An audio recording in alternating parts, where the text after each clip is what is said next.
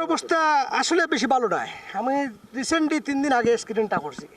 আমার ঘর থেকে নিষিদ্ধ হয়েছে বুট দেওয়ার যেও না। আমি সবাই ঘুমোতে ইয়া আমি আমার আসছি বুট দেওয়াতে। কেন এত টান কেন? এত টান আমার এই 17 বছর পরে আমরা একটা উৎসব আমেজ ফিরিয়া পাইছি।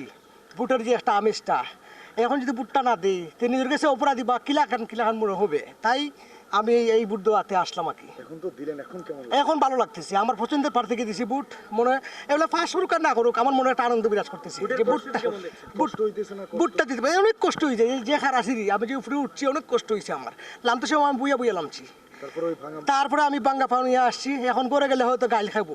কেমন দেখছেন? আমি দেখছি ভালো, খুব ভালো, সুন্দর পরিবেশ। আরো ভালো হবে যদি দিন শেষে একটা ভালো কিছু হয়, আরো ভালো হবে।